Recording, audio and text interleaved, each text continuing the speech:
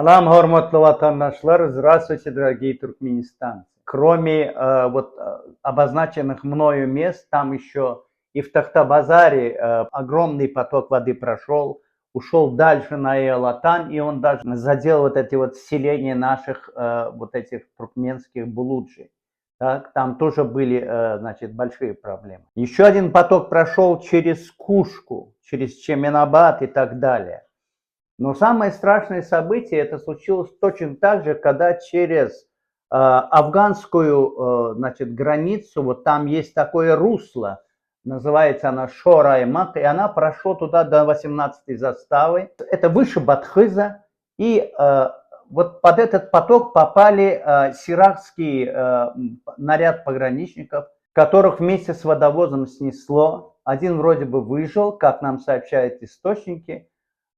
5 нашли, а одного до сих пор не могут найти. Это трагедия, это страшная трагедия, когда семья отправляет детей служить, и государство берет на себя обязанность смотреть за их здоровьем, и они должны вернуться домой взрослыми, обученными солдатами, так, живыми и здоровыми. И вдруг какая-то вот так трагедия, куда кто пошел, никто не знает. Сердар засранец. Миллипидр, Харамдак, как такое возможно? Что это значит? Почему всю страну охватывает эти силы и прочее, и вдруг там погибают дети, чьи-то дети? Ваших детей там нету, вашего клана там нету, Тухума нету. У вас на всякий случай все приготовлено. Вы спрятались где-то. Вы на все случаи жизни, у вас все есть. Если надо, вы убежите. У вас есть вертолеты, самолеты, вы в любое время можете сбежать. А как быть народу? А почему? Кто будет заботиться о народе? Почему происходят такие серьезные проблемы в регионах, и никто об этом не предупрежден? Никакие службы не работают, оповещения нету, и заканчивается трагедиями. Если бы, конечно, это было из твоей семьи, а ваша семья и ты сам, вы заслуживаете этого, тогда бы все было по-другому, вы быстро бы нашли бы решение. Но тут дети чужие. Точно так же, когда, значит, происходили и вот события в Лебабе или в Небедаге, землетрясения, это вас не касается. И даже когда взрывались вот эти вот старые склады в Безмиине, вашу семью это не коснулось. Поэтому руководство государства – это люди, которые обязаны быть вместе с народом, когда есть такие проблемы, когда есть угрозы какие-то. А вы где находитесь? Вы для чего здесь? Зачем вы нужны, как попугаи, которые ходят, разговаривают по телевизору, что-то обещает и ничего не делает? Еще один серьезный вопрос. Опять же касается вот этих регионов, которые вам безразличны по сути. Вы говорите людям, даете вы работу. Вот этот вот открываете город, Харамдак. Так, Миллипидр, значит, взял первую очередь, теперь на вторую очередь он там тоже, значит, 5 миллиардов, всех врачей с Ашхабада угнал в этот город Харамдак. Так, кроме того, с регионов, с вилаятов приезжают люди. Они что, чужие? Это как такое возможно? Приезжают с Дашауза, с Лебаба, с Мары, с Балкана. Они должны отметиться в Безмиине. Так, вот там есть, значит, филиал, вот эта миграционная служба. Там одну печать. Потом они приходят в этот город Харамдак, и там тоже, значит, нужно обязательно встать на отметку. Но и после этого люди работают на стройке, и людям должны платить деньги. Но эти деньги, они расплываются моментально, они ничем не могут помочь дома. Почему? Потому что, оказывается, они могут находиться только на стройке и в кампе, где они прописаны. Они не могут выйти в город ни днем, ни ночью. А если их поймают, их берут и заметают в Ашхабад, в бывший трезвитель в поселке Арзу.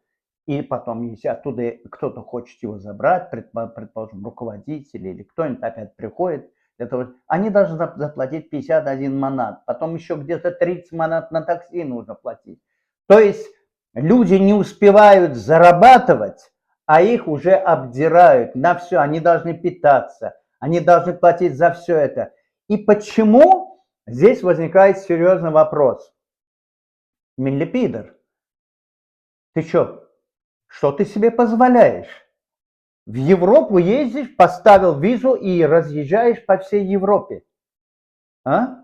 В Америке ты можешь поставить, раз ты прошел, значит, визу, все, уже там прошел миграционный пост, службу, ты ходишь по всей Америке. Что ты себе позволяешь внутри одной страны? Почему между регионами стоят вот такие барьеры? А здесь напрашивается естественный ответ. Вы боитесь народа. Вы боитесь, что люди приедут? Вы боитесь, что они могут не сдержаться? А? Сердар засранец. Ты что ли президент? А? Попугай. Ходишь. Это что такое?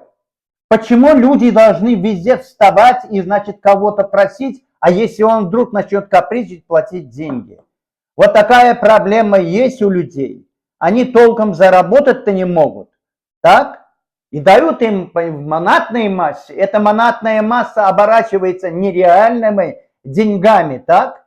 Якобы там в долларах чуть ли не 1000 получается. На самом деле по черному курсу он должен жить, народ Туркменистана. И поэтому, значит, там сразу автоматически это сокращается почти в 5,7 раза, эта сумма.